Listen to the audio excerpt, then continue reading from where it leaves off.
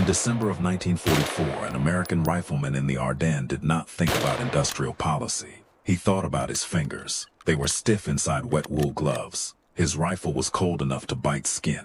And somewhere beyond the spruce trees, a German machine gun was trying to find the line of men buried in the snow. He had 8 rounds in the rifle. Not 5, not one at a time. 8. And when the last one left the barrel, a thin strip of steel would jump out of the top of the receiver and make the most famous sound in American small arms history. A ping. You already know the legend. The ping told the enemy the rifle was empty. The enemy heard it. The enemy charged.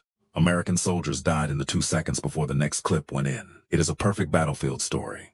It is also the wrong mistake. The M1 Garand had a real mistake. A serious one. A mechanical one. A mistake made of steel, gas, fouling, manufacturing difficulty, and a front end of the rifle that was too complicated for the war that was coming.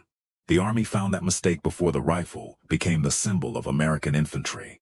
And instead of pretending the problem was training, instead of telling soldiers to work around it, Springfield Armory changed the rifle. They redesigned the gas system. They reworked early rifles. They accepted the cost before the cost became bodies. The imagined mistake was the ping. The real mistake was the gas trap. And the difference between those two things tells you why the rifle worked. Not because it was magic. Not because every story told about it was true. Because the people responsible for the weapon could still separate evidence from fear. The first thing to understand is that the Garand was not born as an obvious winner. John Cantius Garand was not a celebrity inventor in a private factory, polishing a masterpiece for the newspapers. He was a Canadian-born machinist working inside the United States government system at Springfield Armory, Massachusetts. That matters, because the M1 was not only a rifle. It was a fight between ideas. In the 1920s and early 1930s, armies still lived in the shadow of the bolt-action rifle.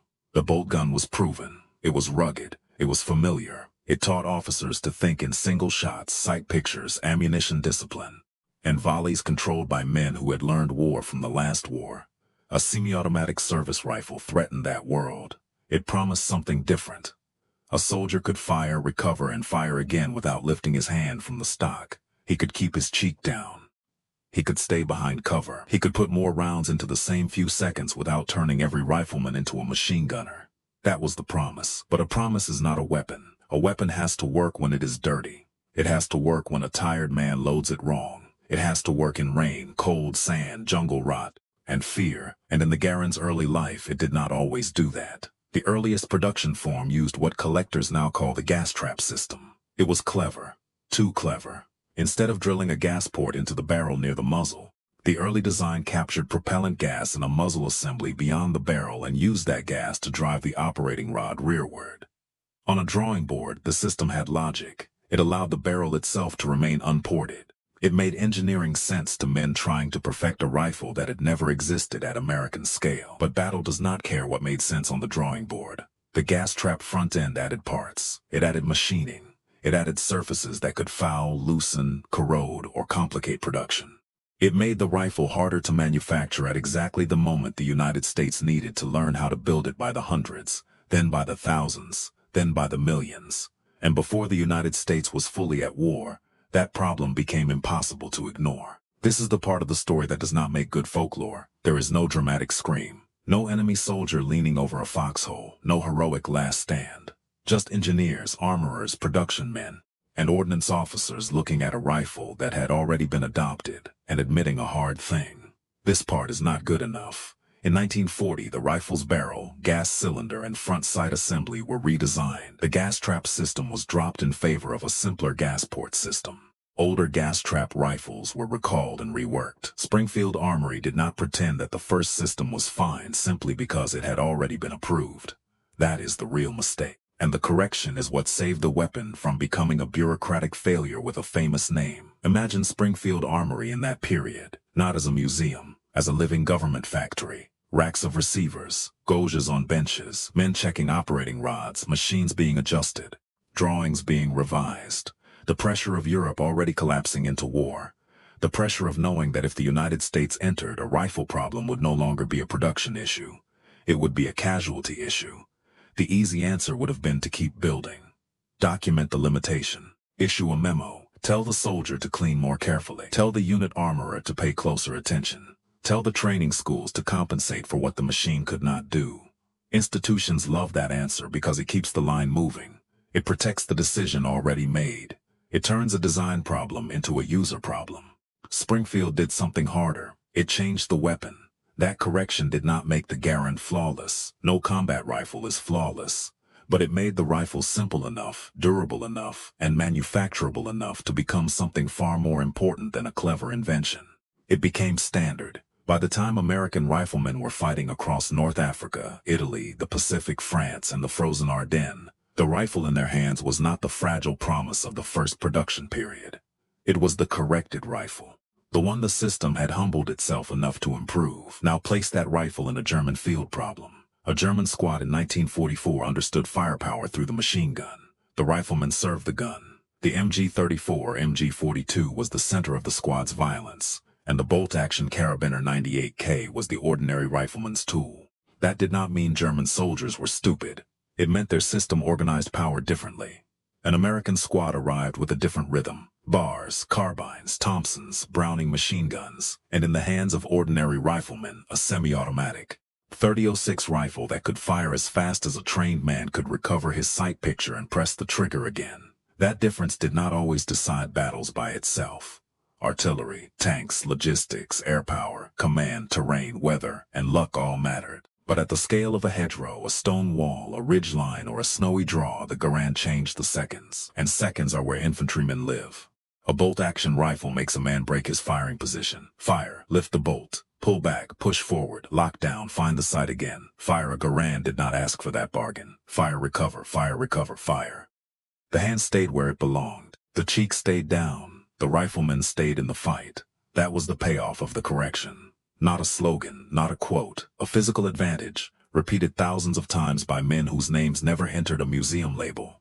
And because the rifle worked so well, the false story grew beside it. The ping, the clip ejecting after the 8th round. A small metallic note at the exact moment the bolt locked open. It was real as sound, but folklore made it larger than sound. According to the legend, Japanese soldiers in the Pacific were trained to listen for it. German soldiers recognized it. Enemy infantry waited for the ping, then rushed the American before he could reload. It feels true because it is so specific. It gives war a clean little rule. Hear the sound. Know the rifle is empty. Move. But real combat is not a quiet range. A firefight is not one rifle making one sound into a clean room. It is overlapping rifles, machine guns, grenades, mortar impacts. Shouted orders, branches cracking, dirt snapping, helmets ringing, lungs burning, ears shutting down, and men trying to survive inside noise that does not separate itself for their convenience. The clip made a sound.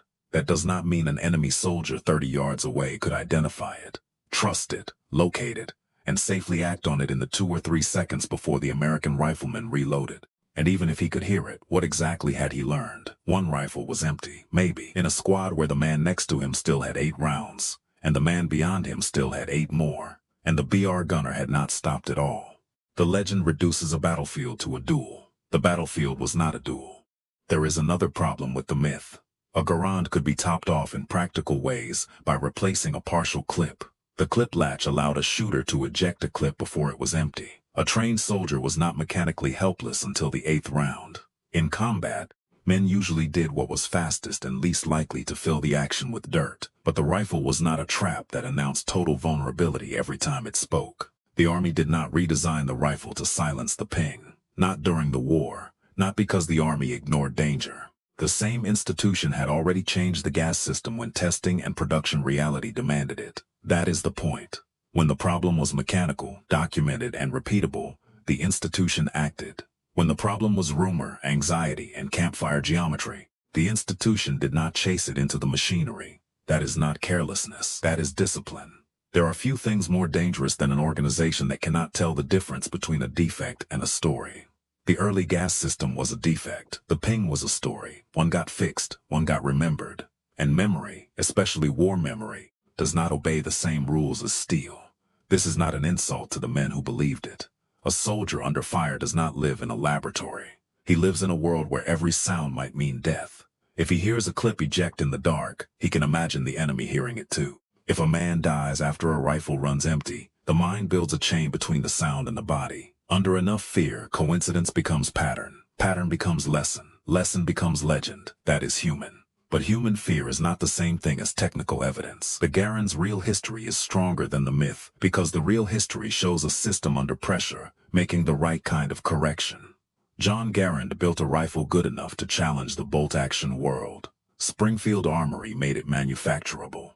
Ordnance testing forced the uncomfortable changes. Factories learned to build it at scale. Soldiers carried it into places no engineer could fully simulate. And when the rifle was finally judged by mud, snow, coral dust, and exhausted hands, it earned its reputation the hard way.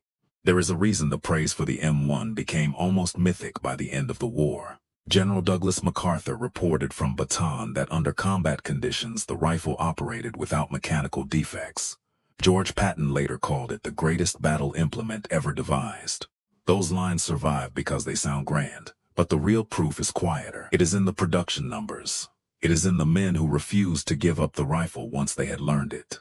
It is in the fact that a design adopted in 1936 stayed in American service through World War II and Korea, then echoed through later rifles that borrowed its operating logic, its lessons, or its manufacturing inheritance. The corrected rifle outlived the moment that made it famous. That is the difference between hype and engineering. Hype needs witnesses. Engineering leaves survivors. Return now to that rifleman in the Ardennes. The 8th round leaves the barrel. The clip jumps. The ping vanishes into the trees. Does someone hear it? Maybe. Does it matter the way the legend says it matters? Almost certainly not. What matters is that the rifle locked open. What matters is that the soldier's hand already knew the path to the belt pouch. What matters is that the next clip was a single motion away. What matters is that the rifle in his hands was not an untouched first idea. It was an argument won by evidence. A design corrected before mass war demanded perfection from ordinary men. The sound everybody remembers was not the secret. The part nobody hears was the secret. The drilled gas port, the simplified front end, the reworked early rifles, the decision to admit that a celebrated weapon still needed to become better. That is the lesson inside the Garand. Not that a great rifle has no flaws. A great rifle is a flaw that somebody had the honesty to fix before it became a grave. The ping became the legend. The correction won the war inside the weapon.